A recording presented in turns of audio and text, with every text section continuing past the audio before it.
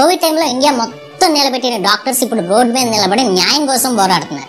And ఈ కోల్కతా కేసులో ఏం జరిగింది అండ్ ఆ డాక్టర్ ఎంత సఫర్ అయి ప్రాణాలు వదిలింది. కోల్కతా కేసు ఆ రోజు జరిగిన టైం లైన్ లో చాలా లూప్ హోల్స్ ఉన్నాయి, కానీ దానికంటే ముందు చాలా ట్విస్టులు జరుగుతున్నాయి. ఈ రోజు ముందు ట్విస్టులు చెప్పి తర్వాత టైం లైన్ చెప్తే టైం లైన్ జాగ్రత్తగా రండి. ఫస్ట్ది ఇదేంటంటే సడన్ గా నేనేం చేయలేదని అడ్డం తిరిగాడు కోర్టులో సంజయ్ రాయ్, అదే మెయిన్ కల్ప్రిట్. ఇది వాడి లాయర్ చెప్పుంటాడులేండి, అందులో పెద్ద విచిత్రం ఏం లేదు. సెకండ్ థింగ్ ఏంటంటే పాలిగ్రాఫ్ టెస్ట్ చేశారు, అదే లై డిటెక్టర్ టెస్ట్. వాడు ఆ లై డిటెక్టర్ టెస్ట్ లో ఫెయిల్ అయ్యాడు. చాలా answers false and unconvinced answers వచ్చినాయంట. అండ్ ఏదో నిజం ఎందుకు చెప్తాడులేండి, వాడు చెప్పేది ఏంటంటే నేను చూసేసరికి అమ్మాయి చచ్చిపోయిందని చెప్తున్నాడంట, భయంతో అక్కడి నుంచి పారిపోయానని చెప్తున్నాడంట. జైల్ గార్డ్స్ కూడా అదే చెప్తున్నాడంట. అండ్ నీ ఫేస్ మీద ఎందుకు ఇంజురీస్ అయినాయని అడిగితే దానికి ఆన్సర్ కూడా చెప్పలేదు. ఫేస్ మీదే కాదు ఆర్మ్స్ మీద కూడా ఇంజురీస్ ఉన్నాయి, దానికి ఎందుకు నీకు ఇంజురీస్ అయినాయంటే చెప్పట్లా. థర్డ్ వన్ ఏంటంటే వీడి అమ్మాయిని చంపడానికి ముందే 2 రెడ్ లైట్ ఏరియాస్ కి వెళ్ళొచ్చాడంట, కానీ సెక్స్ లో అయితే పాల్గొనలా, అక్కడ వాళ్ళ ఫ్రెండ్ వెళ్ళాడంట.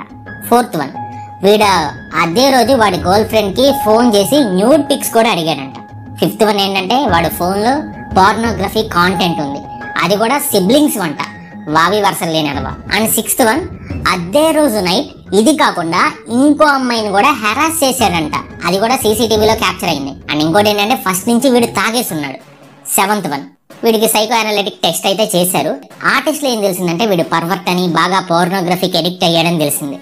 ఎయిత్ వన్ ఆ ప్రిన్సిపల్ సందీప్ ఘోష్ తో పాటు ఇంకో 4 మెంబర్స్ మీద కూడా ఈ పాలిగ్రాఫ్ టెస్ట్ చేశారు, అంటే అవి ఇంకా బయటికి రాలా. అండ్ ప్రిన్సిపల్ ఆస్తుల మీద అయితే తనిఖీలు జరుగుతున్నాయి. నైన్త్ వన్ అసలు ప్రిన్సిపల్ ఎందుకు వచ్చాడంటే ఈ మొత్తం సినారియోలోకి అంతకుముందు పనిచేసిన Akhtar Ali, former deputy superintendent of RGK MCH complaint చేశాడు. ఎందుకంటే అతని టెన్యూర్లో ఘోష్ అండ్ అతని అసోసియేట్స్ కలిసి చాలా టెండర్స్ లైక్ ఫుడ్ స్టాల్స్ కానీ, కేఫ్ కానీ, క్యాంటీన్స్ కానీ అండ్ యూరినల్స్ కూడా అమ్మేసుకునే వాళ్ళంట, బాడీస్ కూడా. అది కూడా without permission of the health department and college council permission లేకుండా అమ్మేశారు. ఇప్పుడు టైం లైన్ కి వెళ్దాం. ఇందులో అయితే చాలా బొక్కలు ఉన్నాయి. టైం లైన్ లో అయితే August 9 మార్నింగ్ 9:30 అవుతుంది అప్రాక్స్ గా. ఒక first year post graduate trainee హాస్పిటల్కి వెళ్ళాడు. అలా వెళ్తున్న అతను సెమినార్ హాల్ వైపు నడుచుకుంటూ వెళ్తుండగా దూరంగా ఒక ఆమె పడిపోయి కనిపించింది, అది కూడా చుట్టూ రక్తంతో. అతను డాక్టర్ ట్రైనీ కాబట్టి వెళ్ళి అంటే టార్చ్ చేయడం లాంటివి, చెక్ చేయడం లాంటివి చేయకుండా వెంటనే హాస్పిటల్ అథారిటీస్కి ఇన్ఫార్మ్ చేశాడు. హాస్పిటల్ మేనేజ్మెంట్ వచ్చి అక్కడ చూసి అప్పటికి రియాక్ట్ అయ్యి పోలీసులకి ఆర్జీకర్ మెడికల్ కాలేజ్ వాళ్ళ దగ్గరలో ఉన్న తలా పోలీస్ స్టేషన్కి దీని గురించి ఇన్ఫార్మ్ చేశారు. అండ్ ఇన్ఫార్మ్ చేసింది కూడా ఏమని చెప్పారంటే ఒక ఉమెన్ అన్కాన్షియస్ స్టేట్లో ఎమర్జెన్సీ బిల్డింగ్లో 3rd ఫ్లోర్లో ఉన్న సెమినార్ రూమ్లో ఒక వుడెన్ ప్లాట్ఫామ్ మీద పడుందని చెప్పారు. అండ్ ఇక్కడే వాళ్ళు ఆ బాడీ సగం బట్టలు సరిగ్గా లేకుండా ఉందని కూడా చెప్పారు. ఎగ్జాక్ట్ గా ఇది జరిగి పోలీసులు వెంటనే స్టార్ట్ అయ్యి వచ్చారు. అలా స్టార్ట్ అయిన టైం 10:10 ఆఫీసర్స్ ఇన్ఫార్మ్ చేసి ఈ క్రైమ్ సీన్ ని సెక్యూర్ చేశారు. 10:52కి హాస్పిటల్ అసిస్టెంట్ సూపరింటెండెంట్ ఆ అమ్మాయి వాళ్ళ పేరెంట్స్ కి ఇన్ఫార్మ్ చేసి వాళ్ళని అర్జెంట్ గా హాస్పిటల్ కి రమ్మని అడిగారు. ఈ లోపే 11కి హోమిసైడ్ టీమ్ అక్కడికి వచ్చేసింది. అండ్ 12:25కి డిటెక్టివ్ డిపార్ట్మెంట్ నుంచి ఫోటోగ్రాఫర్ అండ్ వీడియోగ్రాఫర్ వచ్చారు. ఎగ్జాక్ట్ గా 12:29కి అమ్మాయి బాడీని ఫస్ట్ టైం ఫోటో తీశారు. And finger print and foot print experts కూడా అక్కడికి రీచ్ అయ్యారు.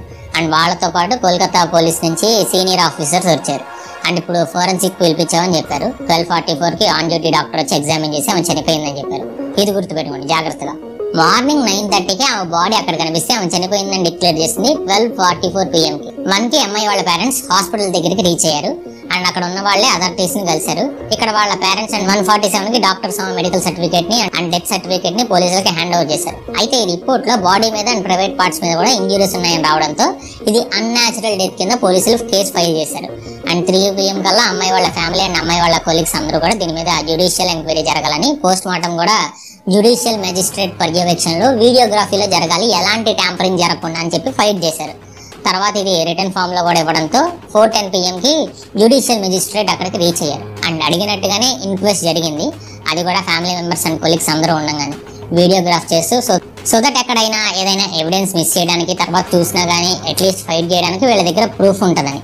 అండ్ 6:10 to 7:10 మధ్యలో board of forensic doctors post mortem చేశారు. అది కూడా జ్యుడిషియల్ మెజిస్ట్రేట్ ఉండగా. అండ్ ఈ పోస్ట్ మార్టం తర్వాతే నా బోన్ విరిగిందని విషయం బయటకు వచ్చింది. ఆ రిపోర్ట్ వచ్చిన వెంటనే తర్వాత అసలు ఏం జరిగి ఉండొచ్చని ఒక ఎస్టిమేటెడ్ సినారియో బయటకు వచ్చింది. ఇంకా August 8న 31 సంవత్సరాలు ఉన్న ఈ ఫీమేల్ డాక్టర్ అప్పటి స్ట్రైట్ గా ఒక 36 అవర్స్ షిఫ్ట్ చేస్తుందంట. అంటే 36 అవర్స్ నుంచి హాస్పిటల్లోనే వర్క్ చేస్తుంది. సో ఆ రోజు నైట్ 12 తర్వాత సెమినార్ రూమ్ లో తన కొలీగ్స్ తో కలిసి డిన్నర్ చేసింది. మిగతా వాళ్ళ షిఫ్ట్ కి వెళ్ళిపోయారు. ఆమె అక్కడే కళ్ళు మూసుకొని నిద్రపోయింది. కానీ అప్పుడు ఆమెకు తెలియదు ఆమె ప్రశాంతంగా సేఫ్గా అనుకుని మూసిన కన్ను మళ్ళీ తెరిచేది ఒక దారుణం ఫేస్ చేయడానికని. ఏం జరిగిందో ఎంతమంది వచ్చారో తెలియదు కానీ వాళ్ళు చేసిన ఘోరాలు ఆ ఒంటిపైన గాయాలుగా పోస్ట్ మార్టంలో బయటపడ్డాయి. ఆ రాత్రి అనుభవించిన నరకం మీద 4 పేజీల రిపోర్ట్ ఉంది. దానికంటే ముందు చిన్న రిక్వెస్ట్ ఏంటంటే కొత్త వాళ్ళు ఎవరన్నా మా ఛానల్ చూస్తుంటే ఇప్పటి వరకు చూసిన నాలెడ్జ్ మీకు వర్త్ అనిపిస్తే కొత్త వాళ్ళ ఛానల్ని సబ్స్క్రైబ్ చేసి మాకు కొంచెం బూస్టప్ ఇవ్వండి గైస్. అండ్ బెల్ ఐకాన్ కూడా ఆల్ పెట్టుకోండి, మీకు కూడా నెక్స్ట్ వీడియోస్ నోటిఫికేషన్స్ వస్తాయి. అండ్ వీడియోని లైక్ చేయండి, కుదిరితే మీ ఫ్రెండ్స్ అండ్ ఫ్యామిలీకి వీడియోని షేర్ చేయండి. అండ్ ఆ 150 mg అని చెప్పిన విషయం తర్వాత చాలా మంది 10 members వరకు ఇన్వాల్వ్ అయ్యారని చెప్తున్నారు. కానీ యాక్చువల్గా 150 mg స్పెర్మ్ సెమన్ కాదు, అదేంటంటే ఆమె బాడీ నుంచి కలెక్ట్ చేసిన 151 mg genital sample. So 10 members involve కాకపోయి ఉండొచ్చు, కానీ ఈ దారుణం చేసింది ఎంతమంది అనేది ఇంకా ఎగ్జాక్ట్గా తెలియదు. తర్వాత టైం లైన్ కంటిన్యూషన్ చూడండి. August 9th 8 PM dog squad అక్కడికి రీచ్ అయ్యి వాళ్ళు సెర్చింగ్ లో వాళ్ళు ఉండగానే 8:30 తర్వాత క్రైమ్ సీన్ 3D మ్యాపింగ్ ని చేశారు. అండ్ ఫారెన్సిక్ వాళ్ళు మొత్తం 40 ఎగ్జిబిట్స్ ని క్రైమ్ స్పాట్ నుంచి రికవర్ చేసి సబ్మిట్ చేశారు. అండ్ 10:45 కల్లా అమ్మాయి బాడీని వాళ్ళ ఫ్యామిలీకి అప్పచెప్పేసి FIR ఫైల్ చేశారు, రేప్ అండ్ మర్డర్ అని. అదే రోజు సంజయ్ రాయ్ ని ఈ కేసుతో సంబంధం ఉందని చెప్పి డౌట్ తో ప్రైమ్ అక్యూజ్డ్ గా అరెస్ట్ చేశారు. And August 11th West Bengal government ఈ RG Kar medical college and hospital యొక్క సూపరింటెండెంట్ ని వేరే చోటకి ట్రాన్స్ఫర్ చేశారు.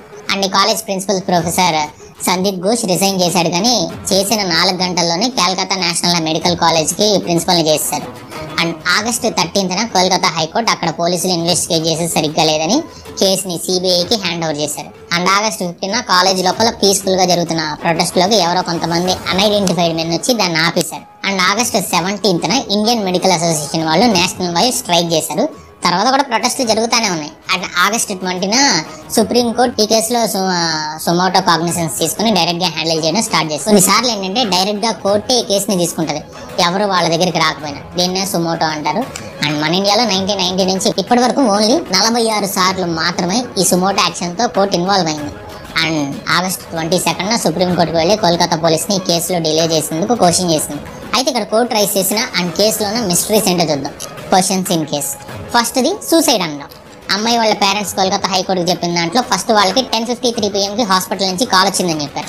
ఆ కాల్లో హాస్పిటల్ వాళ్ళు అమ్మాయికి హెల్త్ బాగాలేదని చెప్పి రమ్మని పిలిచారంట. ఇలా కాల్ చేసిన 20 minutesకి ఇంకో కాల్ చేసి వాళ్ళ అమ్మాయి సూసైడ్ చేసుకుని చనిపోయిందని చెప్పారంట.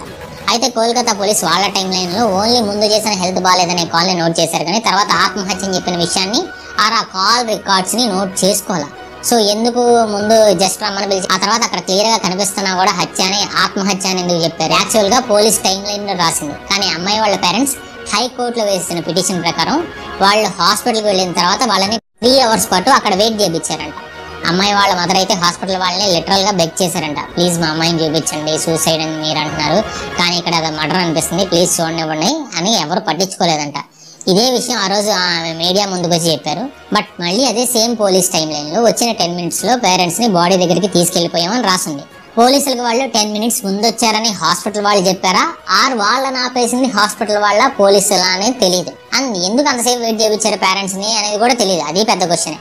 నెక్స్ట్ క్వశ్చన్ చాలా పెద్దది. పోలీస్ టైం లైన్ ప్రకారం ఆ బాడీని ఫస్ట్ చూసింది 9:30కి. అయితే డాక్టర్ ఆన్ డ్యూటీకి వచ్చి 12:44కి ఆమె చనిపోయిందని చెప్పింది. అంటే చూసిన 3 hours ఆమె చనిపోయిందని డిక్లేర్ చేశారు. అండ్ ఫస్ట్ పోలీస్కి ఇన్ఫర్మేషన్ ఇచ్చిన టైంలో ఒక అమ్మాయి అన్కాన్షియస్గా పడుంది, అది కూడా సగం బట్టలతో రాశారు.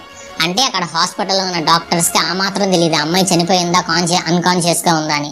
మరి వాళ్ళు ఎందుకు అలా చెప్పారు? అండ్ అమ్మాయి చనిపోయిందా లేదా అని చెప్పడానికి డాక్టర్ ఆన్ డ్యూటీ అక్కర్లా, ఎవరైనా చూసి చెప్పచ్చు. మరి అక్కడ అమ్మాయి ముందు బ్రతుకుందా తర్వాత చనిపోయిందా, లేకపోతే పోలీసులకి కేసు హ్యాండిల్ చేయడం సరిగ్గా రాలేదా?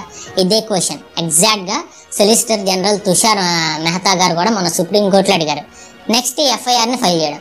కోల్కతా హైకోర్టు అండ్ సుప్రీంకోర్టు కూడా ఈ విషయంలో చాలా సీరియస్ అయ్యారు. CBI వాళ్ళు మాత్రం August 15th క్రైమ్ సీన్కి వెళ్ళేసరికి మొత్తం అంతా గందరగోళంగా ఉంది, క్రైమ్ సీన్లో మొత్తం ఎవిడెన్స్ డెస్ట్రాయ్ అయిపోయిందని ఆర్గ్యూ చేశారు.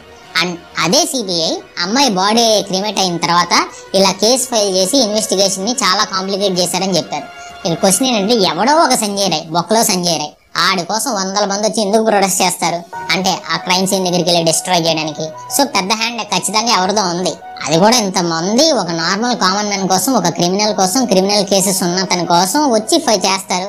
సో ఇక్కడే అందరికీ తెలుస్తుంది ఎవరో పెద్దవాళ్ళు ఇన్వాల్వ్ అయ్యారని.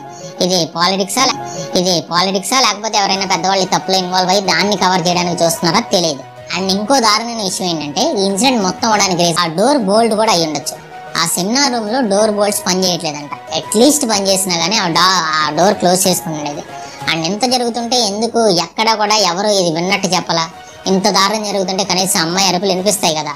అరవలేనంత బలంగా పట్టుకున్నారంటే చేసింది ఒక్కరైతే కాదు. హైదరాబాద్ లో డాక్టర్ని మానభంగం చేస్తే చాలా మంది ఏమన్నారంటే ఆ టైంలో ఆ అమ్మాయి ఎందుకు ఉందన్నారు. దిశ కేసు గురించి నేను మాట్లాడేది. టోల్ గేట్ దగ్గర బైక్ ఆగిపోయిందని ఆమె వెయిట్ చేస్తుంటే 4 ఎత్తుకెళ్ళిపోయారు.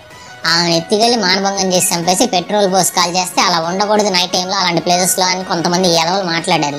కొంతమంది దగ్గర టోల్ గేట్ ఉంటే అక్కడికి వెళ్ళిపోవచ్చు కదా, ఎందుకు ఆమె అక్కడ వెయిట్ చేసింది అన్నాను. మరి ఇప్పుడు డైరెక్ట్ గా హాస్పిటల్లో ఆమె పని చేసే చోట జరిగింది. మరి దేనికి ఏమంటారు ఆ ఎదవలు?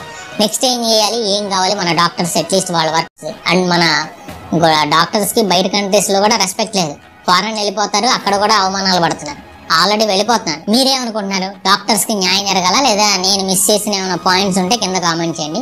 మీ డాక్టర్ ఫ్రెండ్ కి ఈ వీడియో షేర్ చేసి ఒకసారి థ్యాంక్స్ చెప్పండి. ఇన్ని ఫేస్ చేస్తూ కూడా డాక్టర్ గా ప్రాణాలు కాపాడుతున్నందుకు. అండ్ కామెంట్ బాక్స్ లో